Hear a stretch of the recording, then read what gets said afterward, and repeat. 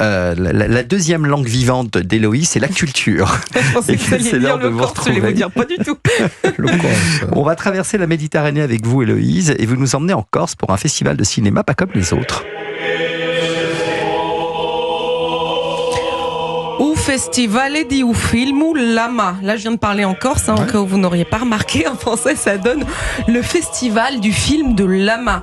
Ça vous dit un moment magique sous les étoiles, à Tela Sota Estelle? Oh là, bien sûr. Avec vous, c'est vraiment, parfait. non, pardon, pour les Corses qui nous écoutent, je crois que mon accent est très mauvais. Ça veut dire une étoile sous les étoiles. Suivez-moi à Lama. Alors, si vous ne connaissez pas, c'est simple, c'est l'un des plus beaux villages de Corse, je n'ai pas peur de le dire. On est sur le flanc d'une montagne au nord de l'île, entre l'île Rousse et Saint-Florent. À Lama, vous surplombez la Méditerranée et le désert des Agriates. La vue est époustouflante et seuls 149 habitants peuplent ce village de Haute-Balagne. Mais chaque été, de nombreux visiteurs se pressent pour voir des films au clair de lune dans ce cadre somptueux. Les petites places deviennent, vous savez, des cinémas à ciel ouvert. Et alors, il s'agit cette année de la 31e édition de ce festival. Ça a commencé ce week-end et vous allez voir, la sélection est éclectique. Il y en a pour tout le monde. Je vais donc parler de cinéma devant vous. Alors, qu'est-ce qu'on va pouvoir voir comme film justement cette année? Eh bien, une programmation aux petits oignons vous attend. Des grands films d'hier et d'aujourd'hui, des documentaires, des courts-métrages, de l'animation. Il y en a pour tout le monde. Dès demain, à Lama, vous pourrez déjà découvrir en avant-première la Palme d'Or de Cannes cette année. Un simple accident de Jafar Panahi, un thriller sur la dictature iranienne. Vous l'avez vu, Luc Besson? Non, pas encore. Il n'est pas sorti en France, le film sort le 10 septembre, mais c'est donc à voir dès demain à Lama. Demain aussi, allez voir un film beaucoup moins récent, mais toujours aussi culte, 100 ans après sa sortie. Justement, parler du Festival de Cannes, vous avez présidé le Festival de Cannes, on était dans les années 2000, je crois, Luc Besson. En 2000. 2000, c'est ça. Quel souvenir vous gardez de ce...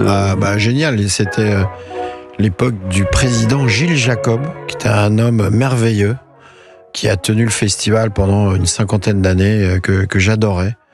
Et comme c'était l'année 2000, c'était le début du siècle, il avait décidé de prendre le plus jeune président, donc ça tombait bien, je n'avais que 40 ans.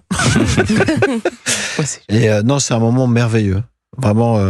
On s'en souvient, nous aussi, quand vous aviez présidé cette festival. Alors, du coup, je vous ai coupé dans votre élan sur cette musique. Sur cette musique d'un film culte qui a 100 ans. Charlie Chaplin y incarne un vagabond à la recherche d'or en Alaska, la ruée vers l'or.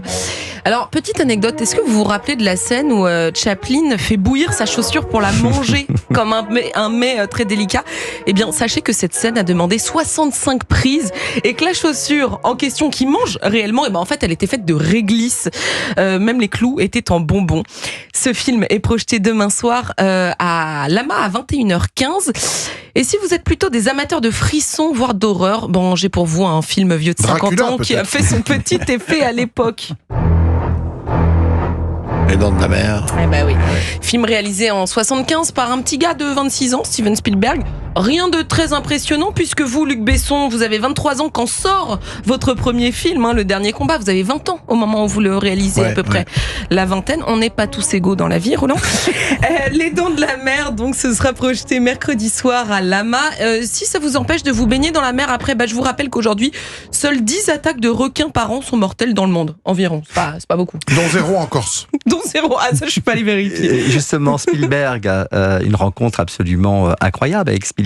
Vous partagez une couverture, je crois, du magazine Première avec lui. Oui, à l'époque, Première Magazine voulait fêter ses 20 ans. Vous partez à Los Angeles. Et ils avaient demandé à Steven s'il voulait bien partager la couverture avec vous. Est-ce qu'il m'acceptait de m'avoir comme Donc comme vous êtes dauphin. à Los Angeles et là, il tourne actuellement Jurassic Park, je crois, à ce moment-là. Oui, en fait, on fait l'interview, on est un tout petit peu... Un petit peu tendu tous les deux parce qu'il y a quand même pas mal de journalistes. Et après, juste à la fin, il m'a dit mais tu fais quoi? Je dis rien. Tu veux venir sur le tournage? Donc je savais pas qui tournait. Donc on est quand même au milieu de Los Angeles, au studio Universal. Il me prend dans le buggy. On passe une porte et je suis rentré dans Jurassic Park. avec c'était le premier qui tournait. C'était le premier. Et là j'ai pris une claque. Il m'a dit vas-y assis-toi là. Et regarde. Parce que c'était pas trop des images de synthèse encore à l'époque. Non, là, il y avait 3 machinaux qui portaient une patte de ptérodactyle. Il y avait... Non, c'était assez souvenir. Justement, Héloïse, quand on est en famille, on parlait de Jurassic Park et avec des enfants, est-ce que vous avez qu'est-ce que vous nous conseillez? Oui, Lama a aussi ce qu'il vous faut. Le jour se lève sur la ferme. on célèbre l'arrivée des canetons. Les légumes poussent. Le chien est prêt pour le service. Et les moutons préparent déjà leur prochaine bêtise. C'est un film J'adore. d'animation, ça. Shaun le C'est mouton, Shaun le oui, c'est mouton, par les ouais. créateurs Ah oui. de Wallace et Gromit et de Chicken Run.